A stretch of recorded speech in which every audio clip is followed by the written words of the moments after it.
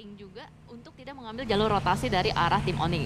Dan kalau kita lihat tadi di match pertama, gue sempat deg-deg karena melihat dari tim Onyx dan Maruzama yang udah mulai ngekill banyak ketika di mid game. Namun sayang sekali ketika Onyx berusaha untuk masuk ke dalam circle, memang dipotong rotasinya oleh beberapa tim yang sudah duluan di dalam. Tapi Maruzama tadi pecah loh telurnya, 10 elimination dia berhasil kantongin.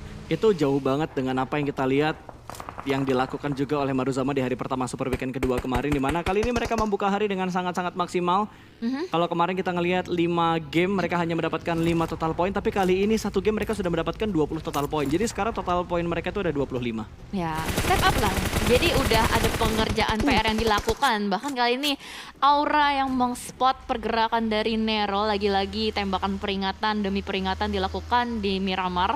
Karena Miramar ini memang adalah map yang daratannya cukup luas, itu yang membuat mungkin belum ada fight close combat yang terjadi untuk di circle awal. Kecuali mereka benar-benar sama-sama berusaha untuk ngerebut atau retake area yang emang mereka inginkan gitu loh. Ngotot satu sama lain, gak ada yang mau ngalah. Iya, tapi kayaknya dari semua tim masih punya rencana cadangan mereka masing-masing ketika jalur rotasi mereka dipotong sama tim lain, ketika checkpoint mereka diambil sama tim lain juga, mereka punya opsi-opsi lain untuk mengamankan jalur rotasi mereka, menentukan checkpoint berikutnya juga. Dan ini dia Void yang sudah keluar dari arah LL. Kali ini mereka mengambil jalur sebelah kanan dan nggak ketemuan loh mereka ke tim siapa tadi? Livescape. Karena Livescape kayaknya masih belum keluar juga dari Puerto, masih berada di perkotaan Puerto. Dan kayaknya gue sering sih ngeliat Void ngambil setup di rumah panjang ini di bagian pinggiran Pulau Miramar. Dan kalau kita lihat mungkin ada satu player yang bakal diutus seperti Harvest untuk membersihkan atau mencari informasi kembali yang lebih jauh lagi. Ini masih circle awal, jadi masih layak banget untuk melakukan split jauh. Betul, masih circle awal dan tentunya setiap split yang mereka lakukan juga akan di cover dengan setup yang sudah mereka tentukan gitu. Nggak semata-mata satu orang nge-split, tiba-tiba 3 pemain lainnya nggak punya angle untuk nge-backup pemain tersebut. Dan ini dia, Onyx yang lagi-lagi berada di sekitarnya NFT, jalur rotasi mereka ternyata tidak jauh berbeda. Lagi-lagi bertemu mungkin karena pantauan dari seorang Raffi tadi yang menembak pergerakan dari NFT ketika mereka nge-cross di arah open field. Apa mungkin diikutin kali ya? Ah, itu dia. Jadi kan ada tuh beberapa tim yang punya strategi ngikutin tim Betul, yang ngekor ya. Ngekor di belakang jadi bayangan. Bener. Dibayang-bayangi. Wah, mulai diberikan rasa tekanan-tekanan dari jarak jauh gitu kan. Waduh, diikutin, di stalking. Wah, di stalking. Terus tiba-tiba ditikung. Kayak mantan. Waduh, untung gue gak pernah kena tikung. Pernah ding? Nggak pernah kena tikung tapi nikung. Enggak juga. Yakin? Enggak, gue gak pernah menikung-nikung gitu. Enggak. Ya kebetulan aja nempel gitu kan. Oke, back to the beat. Back to the game. Kali ini dari Aura yang masih melakukan rotasi mereka dengan 3 vehicle atau bahkan 4 vehicle yang mereka punya saat ini. Ya ini harusnya 4 vehicle yang mereka punya, 2 Tayo dan juga 2 mobil yang ada di depan mereka. GD sudah kembali mendekat sedikit menuju ke arah Impala. Kali ini mereka bertemu dengan tim Takai. Gangguan dari Takai langsung saja masuk dan memberikan damage yang begitu dalam ke arah Satar. Ditinggal seorang diri di bagian belakang dan berhasil diamankan oleh seorang Hades. One down dari GD dan Takai langsung merespon dengan sangat cepat. Hades langsung turun dari atas tebing tersebut. Mungkin ingin mengambil dan mengamankan sebuah poin eliminasi dan langsung dikejar begitu saja oleh seorang Hades. Ini akan langsung dikonfirm menjadi sebuah poin eliminasi harusnya. Dan ada backup juga dari Takai. Begitu cepat respon yang diberikan untuk mengamankan posisi seorang Hades. Oh, ini benar-benar cepat banget. First blood dan akhirnya pecah sudah telurnya dari 64 yang hidup. Sudah terculik satu player dari Genesis Dogma. Bahkan kali ini mungkin ada follow up fight lanjutan antara kedua tim. Tapi kalau kita lihat dari Hades masih berusaha untuk mencari cara naik ke puncak gunung. Udah hafal sih. Itu susah ya. Kalau pro player gampang. Kalau gue bingung lewat mana. Kayaknya dia udah hafal gitu. Celah untuk naik ke atas tebing ini gimana, ke gunung ini gimana, spot-spot yang bisa diambil untuk mengcounter posisi dari GD itu seperti apa. Wow, ini benar-benar menarik banget loh ketika kita ngelihat seorang pro player bisa naik dengan sangat mudah kan. Dan kalau kita lihat di sisi lain juga ada Zone yang bakal berpapasan juga dengan tim lain. Hanya tembakan-tembakan peringatan lagi-lagi dilakukan. Dan cukup menarik ketika gue melihat di Miramar ini ada banyak banget tim yang melakukan split positioning. Kali dari Zone 2-2, dari bagian high groundnya ada 2, ada high ground yang lebih high ground lagi. Betul. 2 player di belakangnya. Tapi lo lihat Void, mereka nge-split ke arah 3 titik yang berbeda loh. Dengan 3 player mereka yang sudah kita pantau satu orang lagi entah di arah yang mana. Tapi yang jelas mereka nge-split cukup jauh dan berdekatan dengan Zone Esport yang melakukan setup dua-dua seperti yang lo bilang tadi.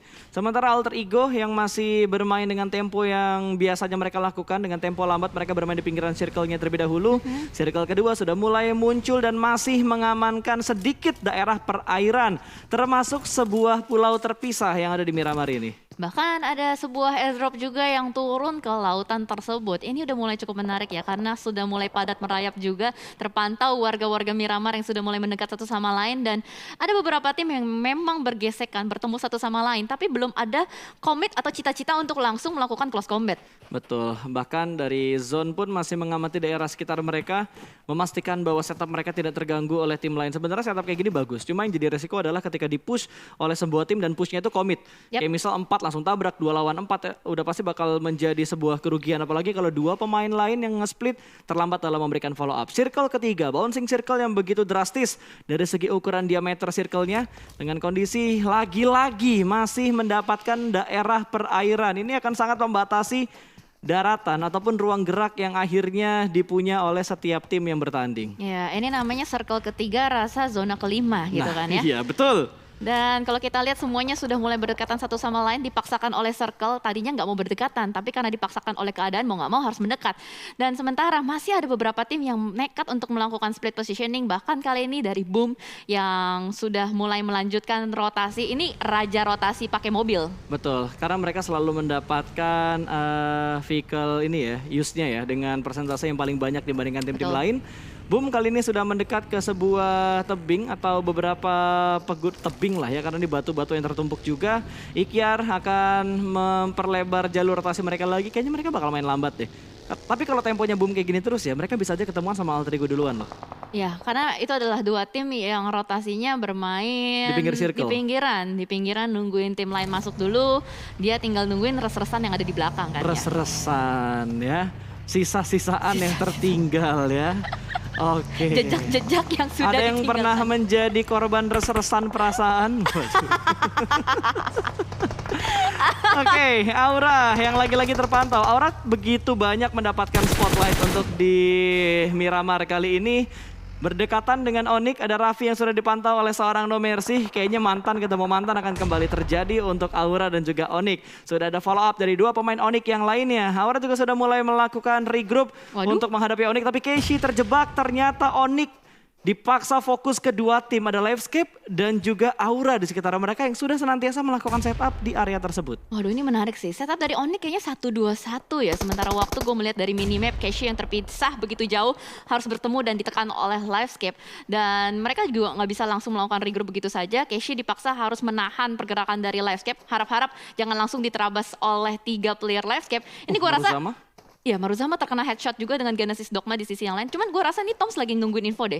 Dia kayak mau lihat dulu ini sebenarnya ada berapa orang gak sih di compound ini? Betul, karena dia belum mendapatkan informasi yang begitu jelas. Atau hanya sekedar pengamatan yang dia lakukan. Karena belum ada follow up dari pemain-pemain Livescape yang lainnya. Mereka masih set up di tempat mereka masing-masing. Di arah lain, Nero yang sudah mulai bertemu dengan Boom Esport tadi. Atau Alter Ego yang bertemu dengan Boom Esport.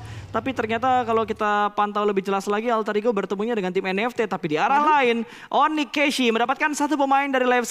Harus segera diberikan follow up. Tapi Onyx juga menghadapi 2 tim secara bersamaan. Mereka menghadapi Aura juga. Mendapatkan sebuah knockout untuk Livescape dan juga tim Aura. Tapi di sisi sini kita lihat dari Alter Ego mereka akan komit bersama dengan tim NFT. Yes, NFT yang ternyata harus bertemu dengan Alter Ego terlebih dahulu. Tapi di sisi lain elimination feeds-nya kalau kita lihat masih bergulir begitu saja. Fight antara Onyx dan Aura masih terus berlanjut. Bahkan kali ini kalau kita lihat dari Alter Ego nampaknya masih bisa melakukan revive terhadap kawannya. Renalre di belakang sana. Tapi ini yang gue masih penasaran. Di luar sana Onyx bagaimana dia harus menghadapi 2 tim. Dan akhirnya kameranya bergeser juga. Close combat mulai terjadi. Raffi melakukan proning shot yang begitu apik. Mampu mendapatkan nyawa-nyawa dari Aura. Iya, bahkan ada third party lagi ternyata yang bakal datang. Di sisi lain Aura sudah dipulangkan menuju ke arah lobby menjadi tim pertama yang hilang. Ada RRQ di sekitar Onyx. Dan ini waktu yang tepat kalau misalkan RRQ ingin nge-push ke arah Onyx. Karena kondisi dari Onyx sedang dalam kondisi pincang. Hanya menyisakan 2 player aktif.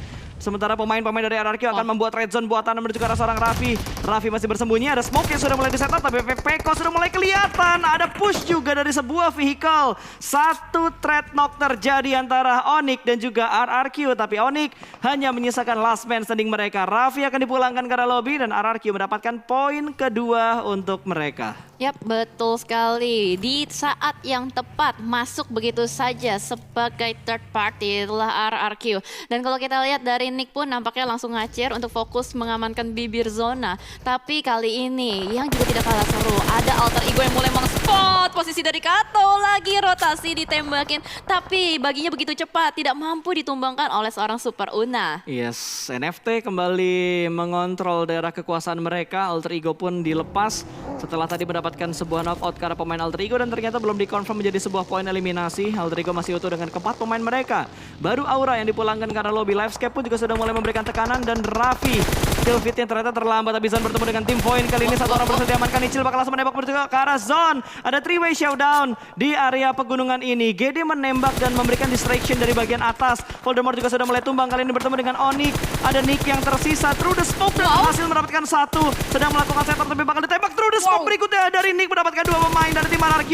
Peko bakal tumbang. Masih ditembak menuju ke arah bagian dalam dari smoke-nya. Ini menjadi mimpi buruk untuk RRQ tapi ditabrak begitu saja. Mort dan juga Asa datang di waktu yang bersamaan. Sudah mulai memasak granat, dilempar ke arah luar, tidak ada splash damage masuk ke arah dua pemain RRQ. Dibakar bagian atas, dibatasi pergerakan dari Nick. Tidak punya ruang gerak yang terlalu banyak, hanya sedikit area kontrol dari seorang Nick di bagian rumah ini.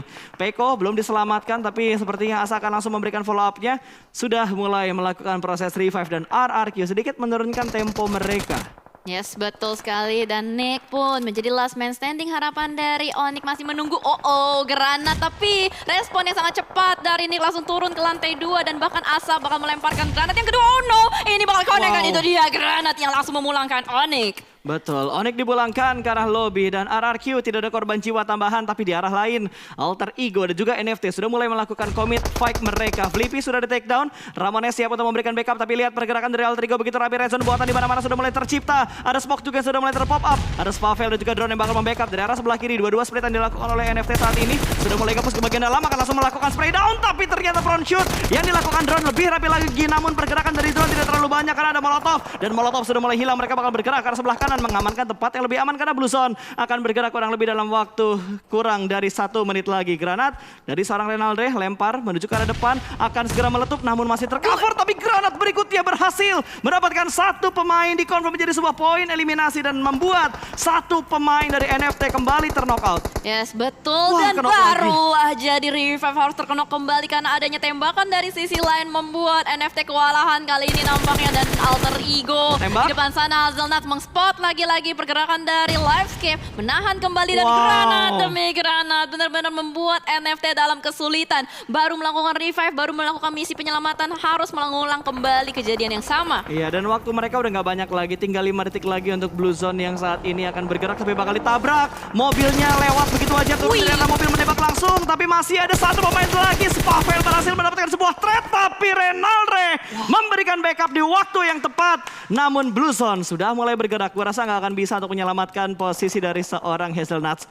Harus ditinggalkan, berarti dari Alter Ego hanya menyisakan last man standing mereka. Yes, tapi itu adalah fight yang memang harus dilakukan dan dituntaskan oleh Alter Ego. Dan akhirnya mereka berhasil untuk mendapatkan tempo, timing untuk bisa melanjutkan perjalanannya walaupun harus tersisa satu player saja. Namun di sisi lain Hades yang lagi berusaha untuk melakukan penyelamatan terhadap Gremory. Darahnya begitu low, hampir saja ter-take down, namun ternyata ada bonafide juga. Dari sisi dalam circle yang sedari tadi sudah mendapatkan tempat ternyaman, siap untuk memotong rotasi-rotasi dari tim lain. Gila, ini Nux bener-bener enak banget posisinya dia. 3 poin eliminasi untuk bonafide sudah dikumpulkan. Mereka juga memiliki compound rumah panjang cukup dekat dengan zone e-sport, tapi Zone nggak bisa hanya fokus ke arah depan sana karena ada tim lain di sekitar mereka juga. Dan RRQ mulai memperlebar pergerakan mereka untuk berusaha masuk ke dalam zona. Ada Livescape, ada supply bank di sekitar dari tim RRQ. Agak sedikit tersandwich, tapi Peko. Tatap mata Peko mendapatkan 2 pemain dari Livescape. Yes, dia menembak di saat yang tepat banget dan lagi-lagi ini menjadi kabar yang buruk untuk Livescape. Walaupun mereka berhasil untuk mendapatkan bibir zona, tapi Kato tersisa seorang diri saja di belakang sana, harus berusaha untuk melakukan survival seorang diri. Dan ini adalah momen yang tepat nampaknya untuk Mort masuk, tapi Renaldre dari sisi belakang langsung saja menembak dan ini benar-benar mimpi buruk seperti ninja. Diam-diam menusuk dari belakang. dalam selimut. Renalre hadir kali ini untuk mengganggu pergerakan dari RRQ dan Mord. Tidak sadar Nerpeko diculik lagi dari belakang dan kali ini Mord akan berusaha untuk membalaskan dendam kawannya itu dia. Tapi ternyata Mord pun nggak bisa bergerak begitu bebas dari sisi kiri dan kanan ditembakin dan Blue Zone. Begitu sakit dan Mord pasti bisa berlari dan bahkan kali ini bakal langsung disambut dengan tangan dari Kato. Sebuah proses try hard untuk menyelamatkan diri, tapi mau gimana pun posisinya udah bener-bener ke-lock, angle-nya dari dua tim yang berbeda. Wah, tapi sumpah alter ego benar-benar memporak-porandakan kesempatan besar yang dipunya RRQ untuk masuk ke dalam zona. Bener, diem-diem loh tiba-tiba dari belakang nongol begitu aja ya kan. Mengerikan banget dan kalau kita lihat dari sisi lain nih Bonafide enak banget sih. Dapetin zona juga, tinggal nungguin tim lain. Apakah Bonafide bisa dapetin back to back atau tidak? Tapi kalau kita lihat Mineral, wow bener-bener pede banget. Langsung saja terabas ke arah depan Kato. Sedikit tertahan, masih dengan sabar nungguin step dan Mineral melakukan reload. Namun Kato masih bisa melakukan gocekan maut kiri dan kanan dan jump shoot. Dan itu dia. Akhirnya Livescape pun harus dipulangkan oleh Zone.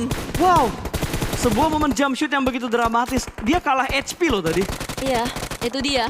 Tapi kayak timing dan crosshair-nya itu benar-benar tepat banget. Itu yang mungkin membuat Kato yang harus ter-takedown terlebih dahulu. Bahkan kalau kita lihat dari sisi lain victim yang ternyata sudah mendapatkan elimination point 5 poin.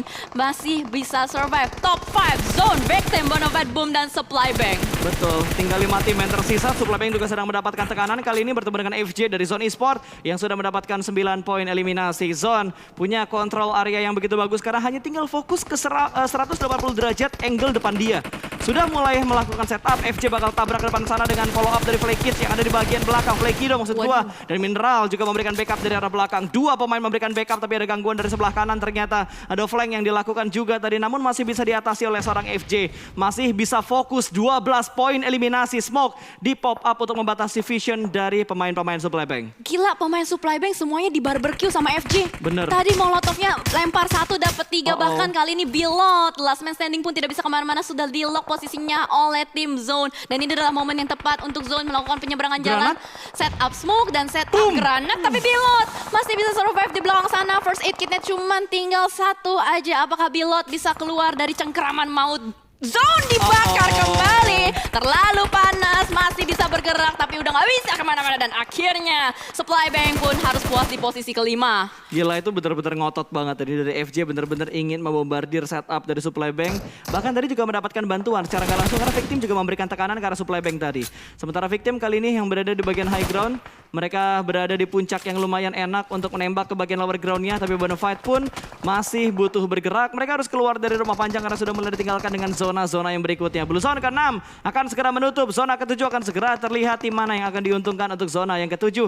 Karena Bonafide pun mereka benar-benar berada di bagian pinggir dari circle-nya. Lihat Poker, last man dari Bumi Sport benar-benar tenang. Tidak ingin membuka posisinya dan mengamati dengan sangat baik pergerakan dari Victim. Itu dia ngincer kayaknya. Harus dapetin 2 pemain yang ada di belakang untuk tim Victim. Kalau dia bisa dapat 2 sekaligus, ini akan ngasih tambahan poin eliminasi dan tentunya akan membuat Boom kembali mengejar poin-poin mereka yang sudah mereka lewatkan di hari pertama kemarin. Yap, tapi kayaknya Volker bakal nunggu timing yang tepat untuk bisa membuka tembakannya. Nggak mau terlalu tergesa-gesa karena dia tahu di depan sana ada 3 orang. Kalau dia nembakin 1, 2-nya lain bakal langsung melakukan backup ke arah belakang. Tapi kalau kita lihat dari Bonafide, dia kayaknya bakal komit berusaha untuk push ke arah zone. Dan ternyata Volker ketahuan posisinya oleh seorang Rocky. Namun kali ini kita harus melihat fight antara Bonafide dan juga Zone di depan sana. Saling berusaha untuk merebut area. Oh no, Ucup sudah mulai maju ke arah depan. Tapi ternyata Ucupnya harus ter-takedown terlebih dahulu. 2 sudah ter-takedown. Masih ada 2 lagi. Nooks di belakang sana. Granat. Hans Forio berhasil untuk menumbangkan 2 player dari Zone. Wow, itu granat yang tidak diduga-duga. 2 pemain tumbang, 1 dipulangkan ke lobby. Tapi Tuyul masih bisa diselamatkan. Zone juga sedang dalam posisi revive. Sudah mulai nge-split ke arah kanan. 1 kembali tumbang. FJ harus menghadapi 2 pemain dari Bonafide. 1 low HP. Kembali diamankan. 1 orang melakukan proning. Tapi lihat pergerakan dari FJ begitu rapi. Melakukan jiggle tipis dan berhasil juga untuk diamankan. Zone Esport sudah mulai terpecah belah. Bonafide benar-benar melakukan push dengan sangat rapi. Mereka bergerak sebagai sebuah unit. Victim sudah mulai mengganggu dari arah high groundnya kali ini. Dan Nooks akan memanfaatkan sedikit tempo yang turun untuk melakukan healing. Oh my god, kemarin kita melihat Bonafide menjadi wasit, kali ini Flykido yang menjadi wasit antara Victim dan juga Bonafide. Dan kalau kita lihat zona pun masih memihak kepada Victim. Flykido dengan Grozanya mau tidak mau harus bermain lebih sabar lagi. Tapi Genfos dengan kawan-kawan sudah tahu posisi dari Bonafide berada di bagian lower ground. Tinggal bagaimana caranya tim Victim mengkontrol area ini. Betul, dan gue yakin Flykido lagi panik banget karena belakang dia banyak banget step, tembakan terdengar, high ground deket dia juga udah banyak step. Sudah mulai terdengar juga bunyi-bunyi tembakannya, ini akan membuat dia agak sedikit kebingungan angle mana yang harus dicek secara terus-menerus. Lihat dari seorang Nux yang sudah mulai memasak granatnya begitu matang, lempar langsung ke bagian atas untuk memberikan tekanan ke arah tim Victim. Dan lumayan memberikan cicilan damage-nya dan Flykido belum ketahuan, masih belum terspot, masih belum kelihatan. Benar-benar menjadi kamuflase yang cukup bagus. Nux pun tumbang, Genfos mendapatkan satu. Ingin dikonfirm menjadi sebuah poin eliminasi. Tapi akan langsung melihat berjuk arah shake-nya. Low HP untuk seorang Hans For You. Dan Flykido tidak ingin merespon dengan gegabah. Dia masih cukup tenang berada di bagian tersebut. Namun Victim melihat pergerakan dari Flykido. Tinggal dua tim yang tersisa, 2 lawan 3. Dengan kondisi Victim yang sudah mengamankan bagian high ground dan mereka mendapatkan zona. Ya, ini kayaknya bakal sulit sih untuk Bonafide craving for chicken dinner. Tapi kita akan lihat seperti apa Tuyul, the last man standing di depan sana. Dan akhirnya winner chicken dinner berhasil diamankan oleh tim Victim. Yes, akhirnya kita melihat Victim mendapatkan winner chicken dinner untuk tim mereka. Dengan 10 poin eliminasi yang mereka kumpulkan di game kedua. Untuk Miramar satu-satunya di Super Weekend hari kedua ini. Yes, dan apakah ini meta 10 eliminasi?